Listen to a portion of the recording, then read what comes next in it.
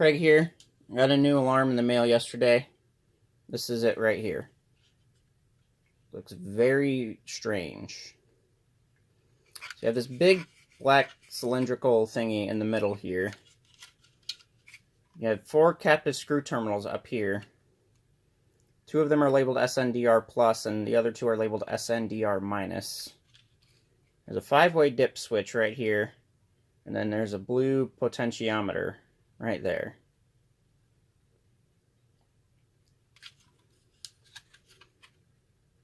And there's the sticker. This is Chubb model number F850202N. And you can probably see that there's another sticker underneath that.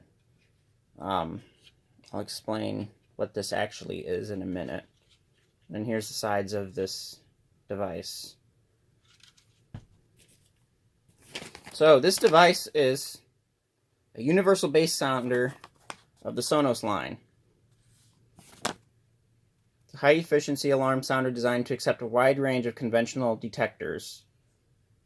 And the tones of this sounder base are fully compatible with other 32-tone sounders in the Klaxon, Nexus, Sonos, and Cyrex ranges. Let me remind you that my GE AS363 is actually a Sonos sounder. However, if you were to put these two on the same circuit, they would sound very differently because the tones on this bass sound are actually very slightly to the tones on the AS363. Anyway, so yeah, the 4 terminals up here, those are to power the sounder. The dip switch here is your tone controller. You have the selection of 32 tones, just like with the AS363. And then this potentiometer here controls the volume of the sounder. And the big black thing here is the sounder unit itself.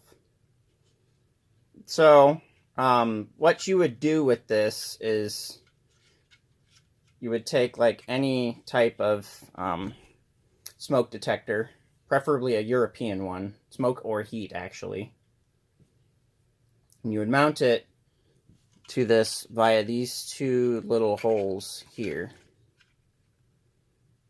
These other 3 holes are actually part of the case.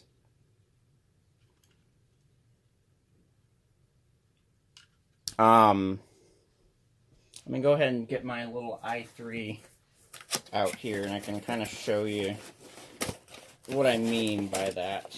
Now, it's obviously going to look really funky because the i3 unit is much larger than the bass sounder. But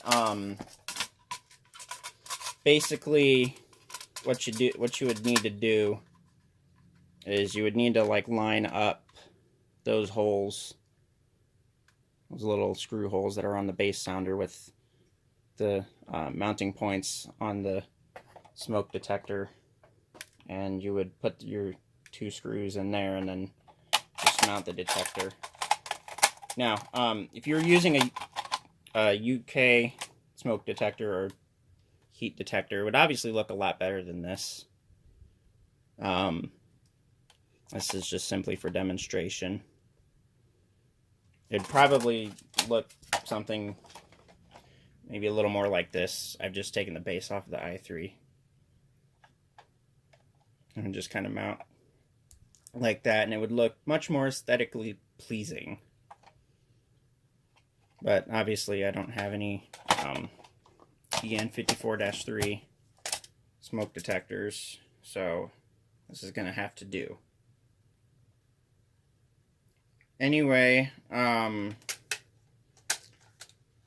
go ahead and get that wired up here and we can do an all-tone test.